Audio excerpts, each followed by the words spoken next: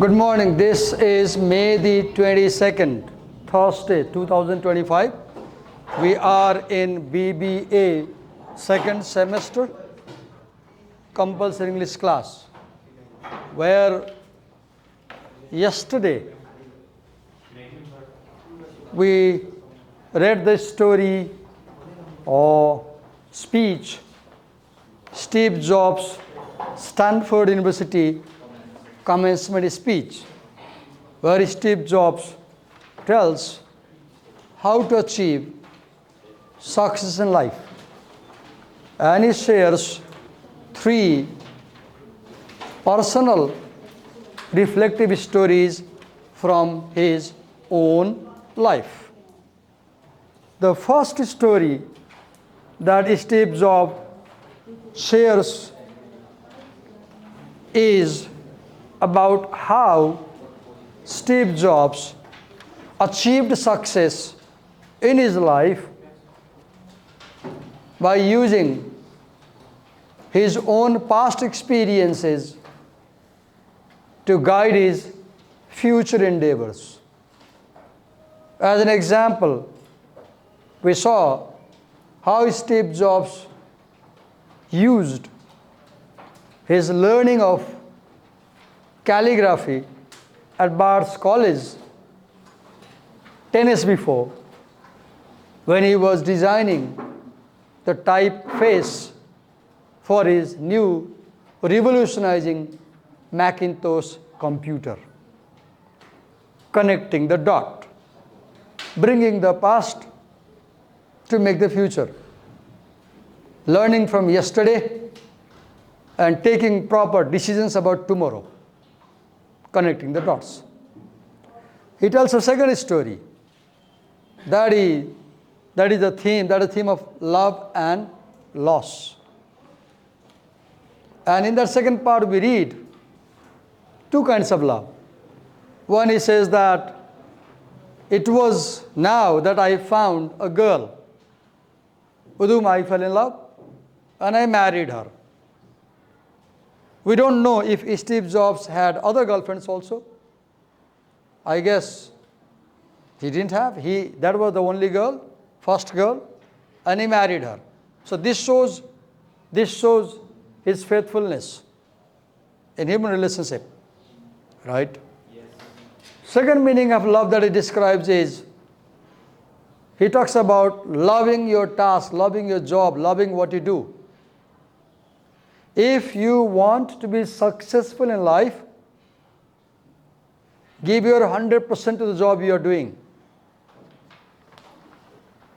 Love your job, whatever it is. It may be a blue-collar job, white-collar job. You may be greased, repairing a machine, or you may be signing papers as a boss. Whatever job, love your job. Do what you love and love what you do, then you will achieve success in life. The third story has the theme of death, where he talks about how he was diagnosed with a very rare type of pancreatic cancer in 2004, when doctors told him to go back home and settle everything and prepare for death. But the same evening, as they looked down the microscope, they found that the type of cancer could be cured, and he was cured. But we know that Steve Jobs died of cancer. I forgot the year when he died, but he died of cancer. And the third story teaches him one lesson, that if you are aware of death, if you have the realization that you will die any moment, if you feel that I'll die tomorrow, if you live life with the feeling that today is the last day of life, you will make right decisions in life. You will make great decisions of life. Why? Because when you know I'm going to die tomorrow, you'll be honest. Because you're nearing your end. When you die, you're going to die tomorrow. When you know you're going to die tomorrow, you will have no bias against anybody. You'll have no selfishness. You'll have no ego. Somebody who knows that he is going to die tomorrow. He knows he will leave this world tomorrow after 24 hours. He won't be biased against anybody. He won't have sinful ideas. He'll be honest. He'll be pure, sacred. And when you are pure, sacred, honest, no bias, no prejudice, you take right decisions. So he advises at the end. He says, if you want to be successful in life, stay hungry. Stay hungry means what? Have this curiosity to learn new things. Have this curiosity to start over again. When he was fired from his company, own company, at the age of 30, he didn't lose his hope. He writes that when I got fired from my company, I knew one thing. What I knew? I knew that I lost my company, but I have not lost the love of innovation, love of creativity, love of entrepreneurship. I loved doing new things. I loved entrepreneurship. I loved trying. I loved adventurousness. I loved innovation. So he establishes a new company, next company. And he opens another company, picture company, for animation. And then later on, Mac company buys that and he returns back to Mac company. He comes back again.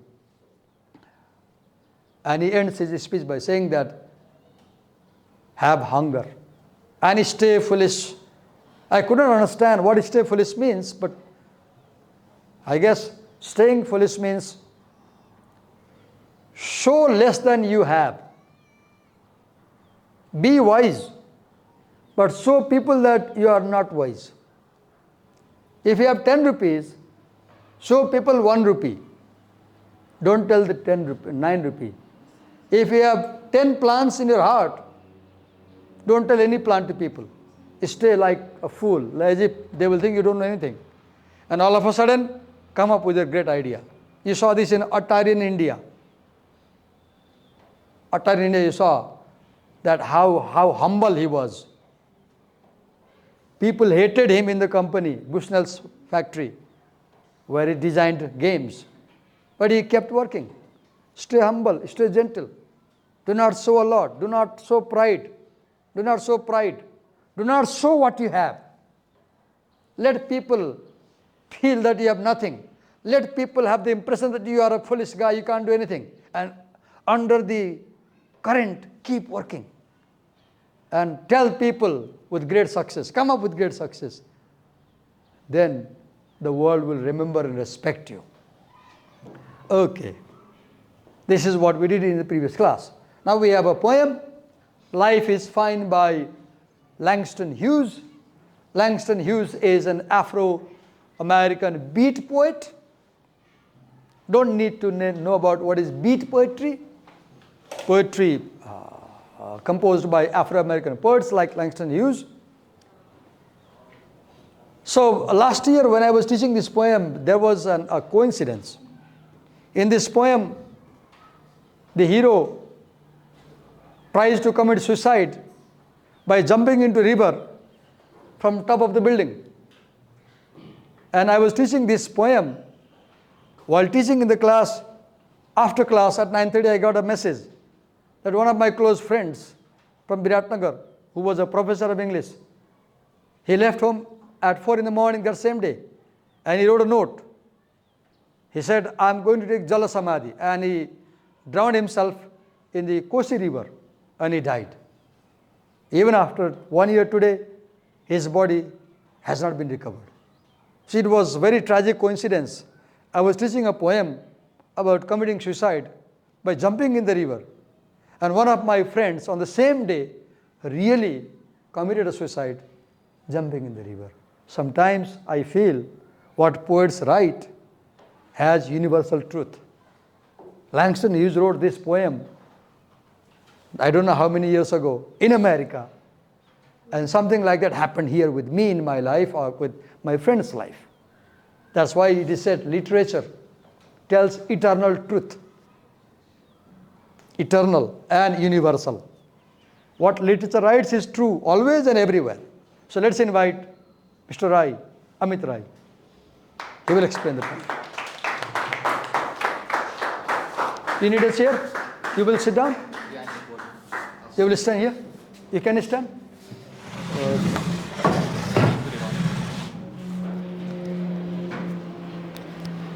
And Amit, just for the sake of formality, we are being recorded and this recording is published on YouTube. Is it okay? Yes, sir. Okay, go on, explain. Here is the pen. Explain. Good morning, everyone. I'm Amit Rai, and today I'll be talking to you about the poem Life is Fine by Langston Hughes. Oh.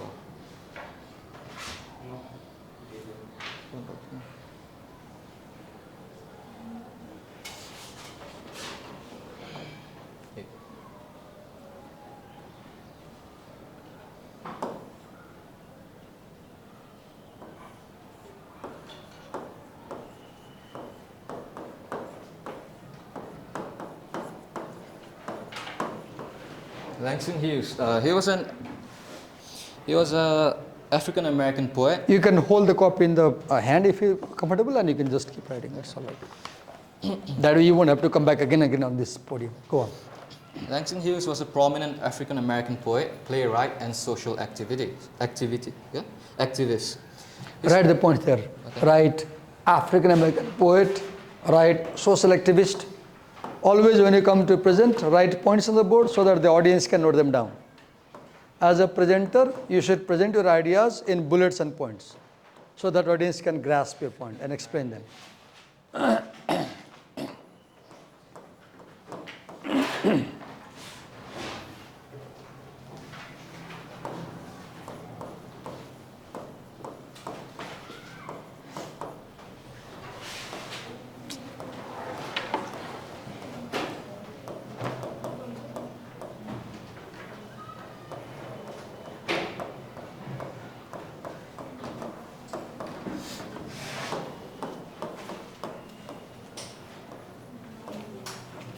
He was.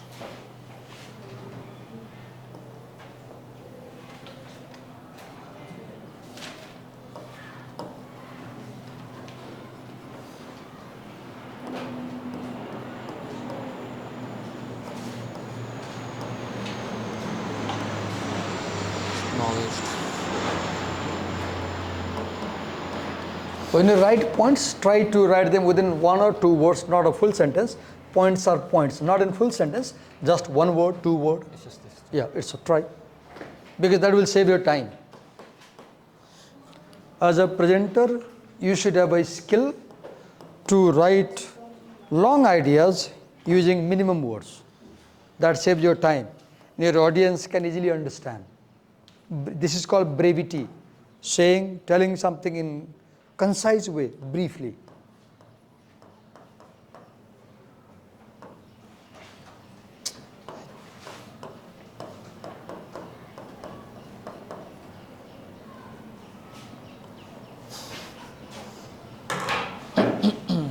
He was known for using jazz rhythms and dialects too. Life is Fine is a powerful poem by Langston Hughes that blends human resilience, humor, and despair. He wrote jazz rhythms, right? Rhythms, jazz rhythms. Using and jazz rhythms. What is that? Could you explain that? Because jazz music is very well known with Afro-American people, right? So I don't know if you could explain that. What is jazz rhythm in poetry? If you have it, otherwise move ahead. No problem. I don't. Okay, move ahead. So, in the poem, the speaker contemplates suicide but ultimately chooses to embrace life despite the pain he or she suffers. Okay, right there. A speaker tries to commit suicide. Did you write? Should I erase it? Have you written No. that idea, suicide? No. Write the word suicide. I've only written about Langston Hughes. Okay. Because when you write the word suicide, the audience will have this theme. The poem has the theme of suicide in the poem. Yeah? Can I erase this? Yeah. You are a teacher, ask them and behave like a teacher and explain.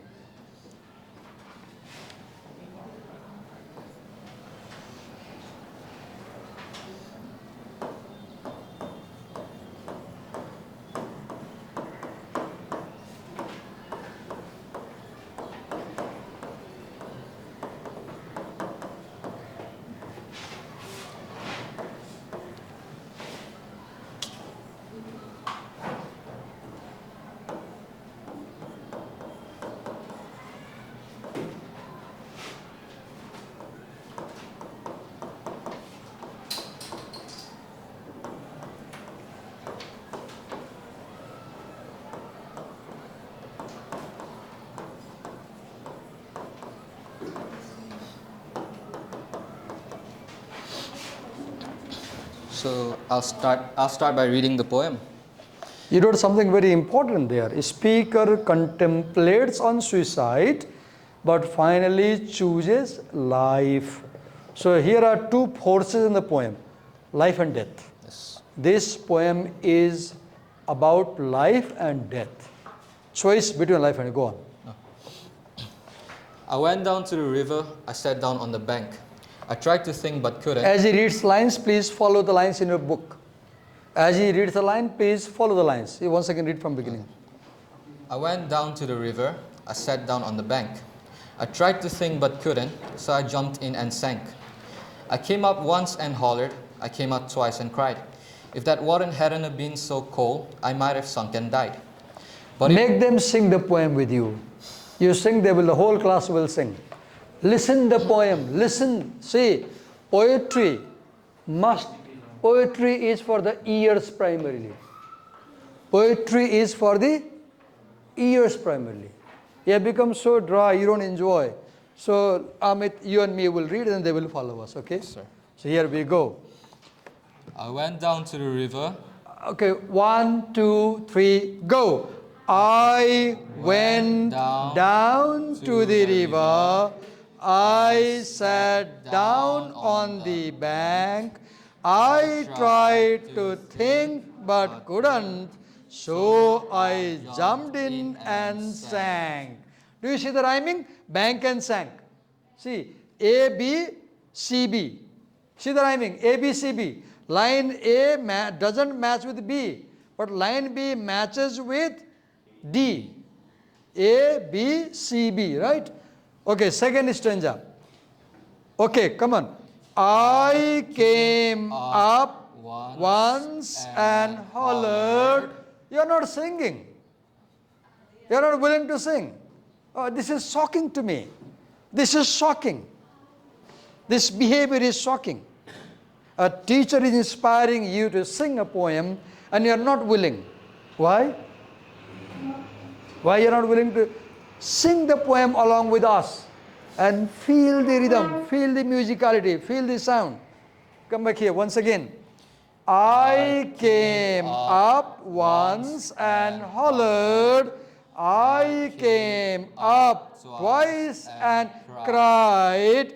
If that Water hadn't been so cold, I might have sunk and died. So line number 2 and 4 rhyme. Cried and died.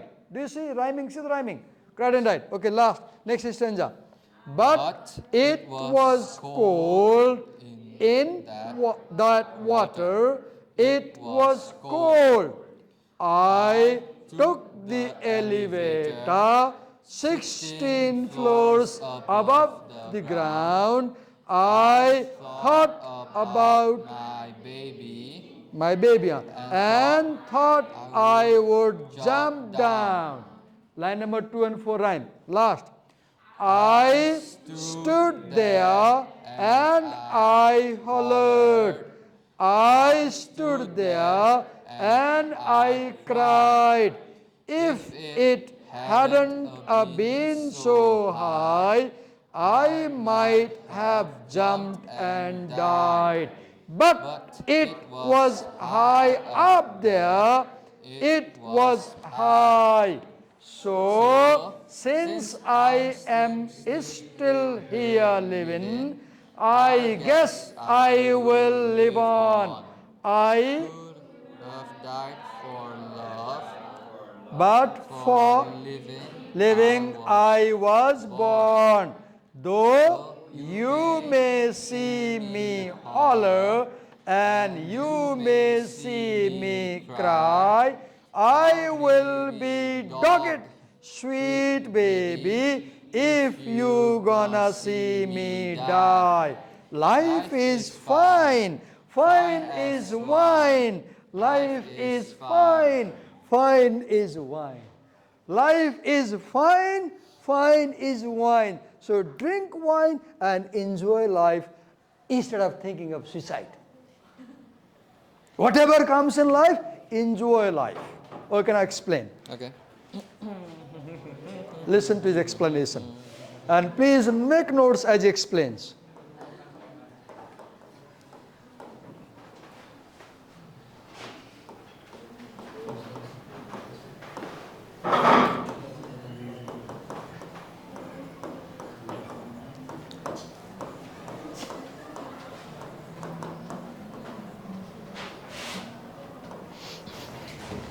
So in the first stanza, the poem begins with a tone of despair. Here the speaker contemplates suicide by jumping off a river into the cold river, but no. This shows that the speaker is suggesting a suicidal impulse. It expresses deep emotional pain and despair. It shows how troubled the speaker feels at the start of the poem. So any questions or? Okay. You have questions? No. Should I move on or? Yeah, go on, move on. I simply brought the camera closer so that we can see what you're writing on the board. Suicidal thoughts.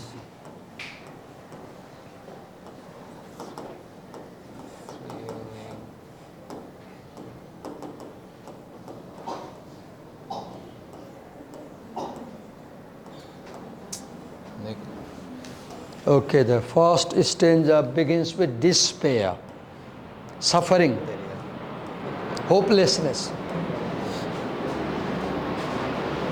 feeling of pain. Suicide is psychological, right? It's more psychological. You first have pain, a lot of pain, and this tension. Then one commits suicide, right? Okay. Have you ever had suicidal thoughts? I have had many times. And it is said that every person in their life, sometime they have suicidal thought. They think like committing suicide. Have you had? Raise your hand if you have had. Oh, good. Oh, very optimistic people. Go on. Amit, have you ever had suicidal thought in your life? No, too No? busy enjoying life. Okay. Why should we have suicidal thoughts? We shouldn't have, but we do have sometimes. And even if we had, we are not so courageous enough to open it in class. I had this thought. We have this hesitation, right? We want to, have you seen, we always want to show ourselves not as we are, but as we idealize ourselves.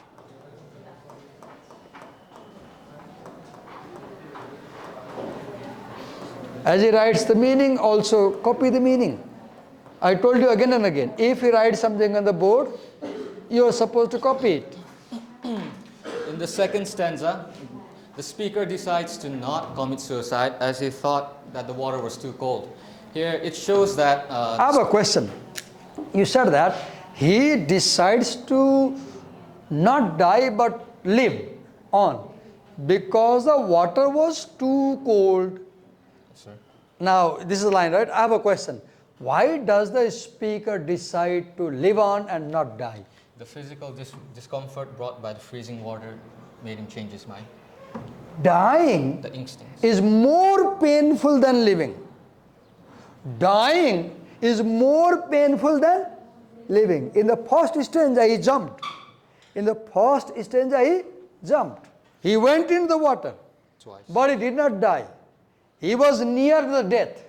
He experienced death very close by.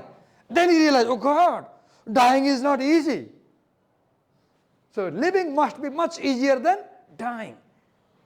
Once you try to die, you will know the value of life.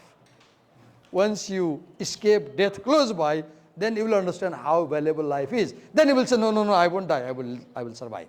Because life is always much better than dying. Go on. The line, but it was cold in that water, it was cold, reinforces the statement that he chooses to live on.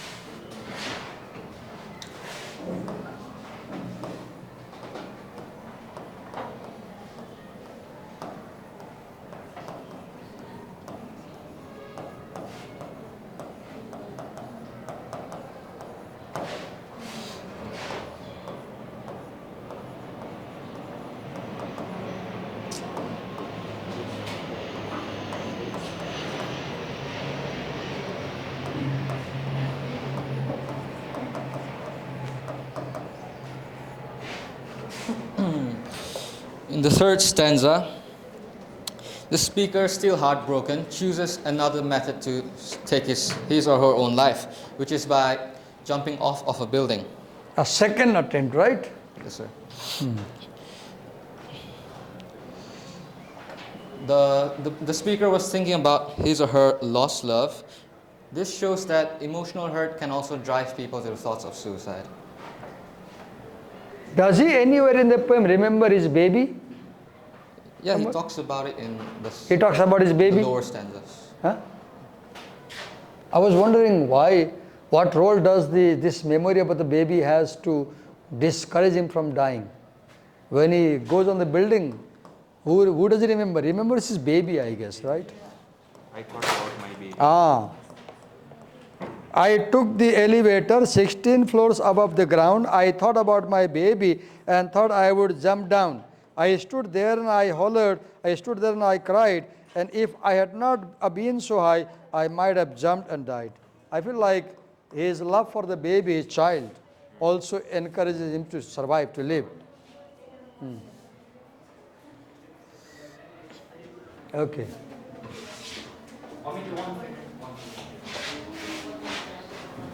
Emotional hurt can also lead to suicide thought. Okay.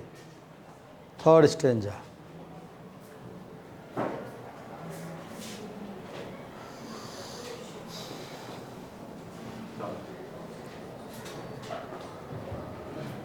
If he makes a note on the whiteboard, you are supposed to note it down in a note copy.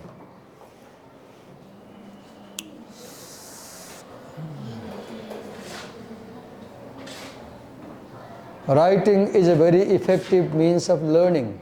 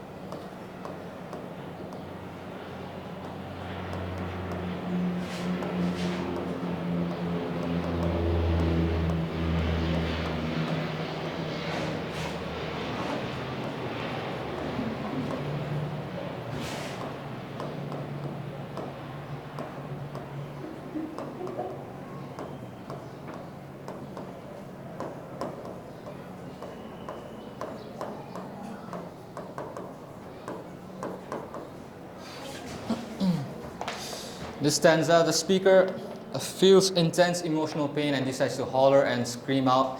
He also chooses to cry, pour everything of everything. What do you mean by hollering? Hollering, hysterical screaming. Hey, you shout like this and you cry and you call people for help. And then again, the decision of choosing to suicide by jumping off of a building is denied as he backs away from death due to the fear of heights. Fear of cold, fear of height. This time it was the psychological factor which drove him. Psychological factor. Fear is psychology.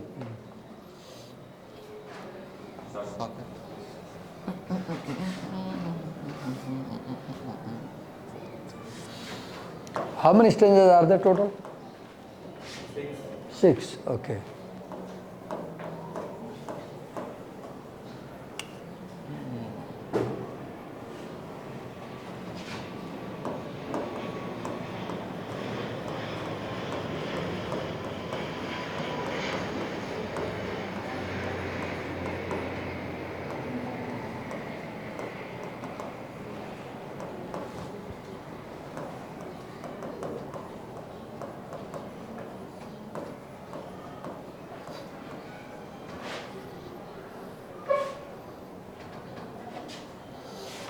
The speaker talks about how high the building was and decides to keep living. How high was it? How many floors? 16 floors high. 16 floors. The fear of heights amplified his instincts to survive, and he backed away from suicide. Instinct to survive. Okay. And he also said if it weren't so high, he would have chosen to jump and die. Do you think if the building was 1 story high, he would jump? He says, I could not jump because it was so high. I could not jump in the river because it was so cold, so high. Do you think he would commit suicide if it was just 1 story? I don't think so, right? Okay. I don't know why he says so. Okay, go on.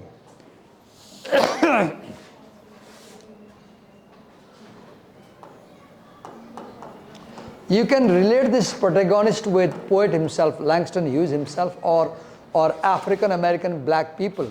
Their life was also like this. The life of the African American people was so hard that they would feel like committing suicide. So this poem is expressing a voice of African American people. What type of hard life? They were kept as slaves by white people. They were physically exploited. They were mentally exploited. Go to Google and just type African American slave narrative and read a couple of stories, you will understand more. There are very famous stories like by, I forgot the name, William Douglas. Just type African American slave narratives and read some of the stories, 1 or 2 page stories, you will understand. The white European settlers exploited the African people. How were they brought? The Africans were brought from South Africa in ships, tying them in what do you call? Janjeer like Angrezi banna hai na. Sickles. No. What do you call that? Chain. They were and many of them were killed and thrown in the ocean. There is a movie that shows this. I forgot the name of the movie. Sorry, I don't remember right now. Yes.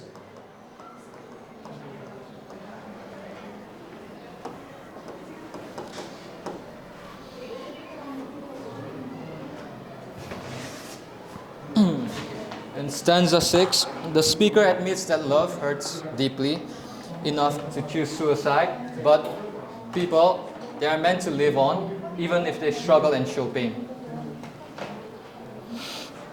This shows that the speaker firmly chooses life over death.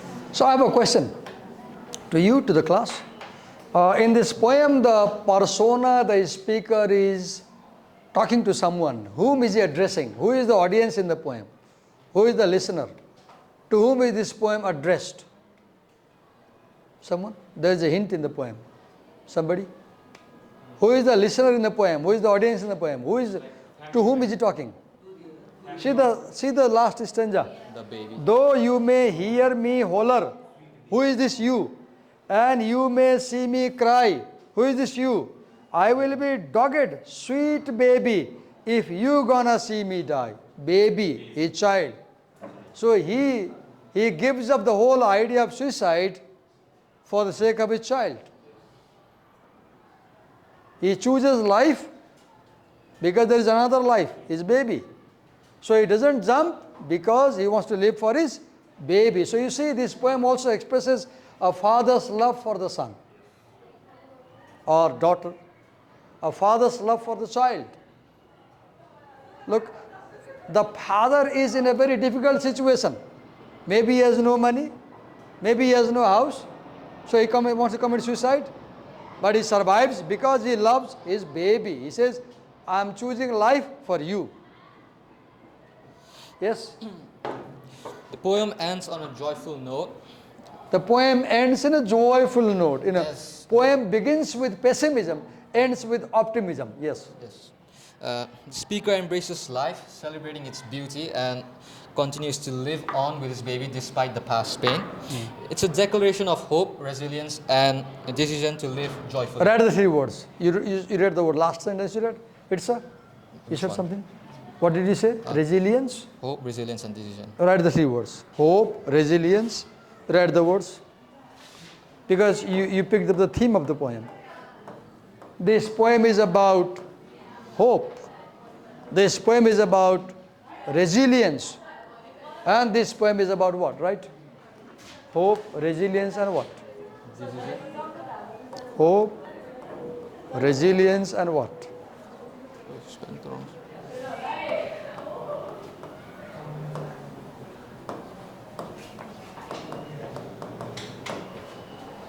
And decision?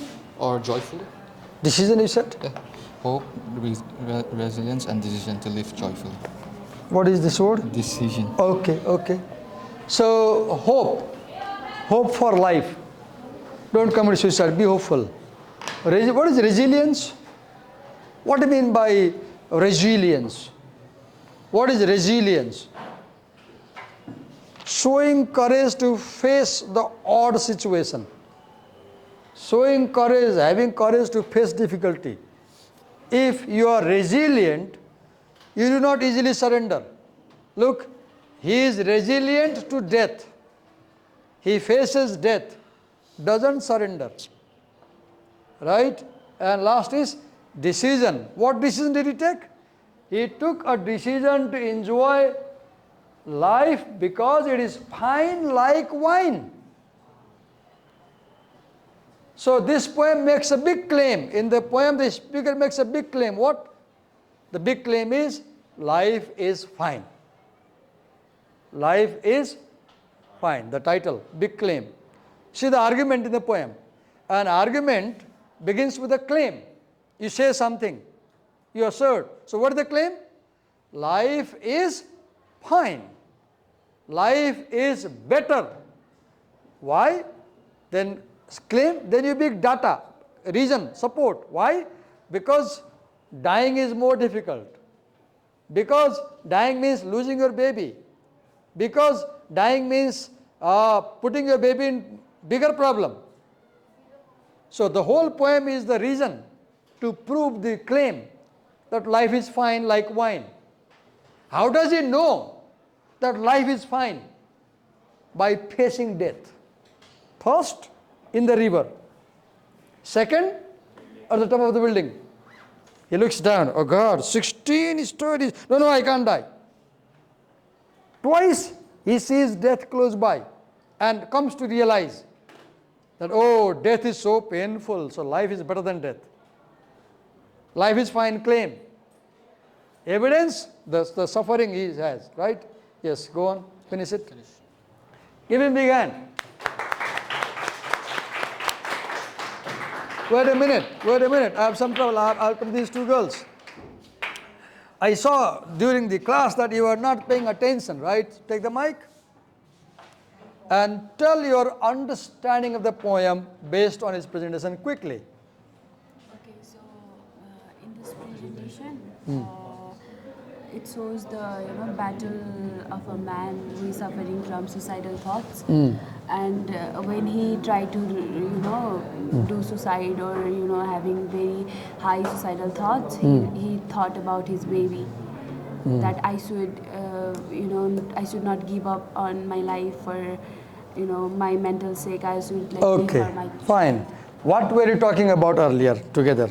Because throughout the class you were talking. What were we talking about? It's like a same scenario, and we are talking about our personal things. Okay, you were talking about personal thing. Do you realize that during presentation you should listen to the presenter? No, that's very wrong, but the thought came up and I just told her Okay, I simply wanted to know why this happens. I'm interested to know why this happens. Okay. So we stop here. Who was given? So because they are absent, they may be absent tomorrow. Here's a story. Can I have the book? I want to assign the story to new presenters because I don't know. They may come, they may not come tomorrow. So creative destruction. You present. Ayusha Bandari. And are you going to be absent tomorrow? No? Okay. Finding the fault in default, you present. और की presentation sir के विषय को MC हाँ के विषय को sir को MC एमसीको कहिले भोलि ओके तिमी गर यो ल finding the fault end default and you टक टुगेदर एक्लै गरेर मिल्दैन यो उसले भनेको कुरा उसमा चाहिन्छ त्यो कनेक्टेड स्टोरी छ do have a presentation tomorrow in other subject सबै होल क्लासको प्रेजेन्टेसन हुन्छ कसरी भ्याउँछ 1 घन्टामा दुईवटा पिरियड छ सो 1 घन्टामा 2 पिरियडमा यत्रो क्लासले भ्याउँछ गर्न लाइक 5-5वटाको ग्रुप छ अनि अनि मेरोमा के गर्नु त अब ल बता मेरोमा के गर्नु त अब भोलि क्लास छैन हैन सन्डे हो तिमी सन्डे गर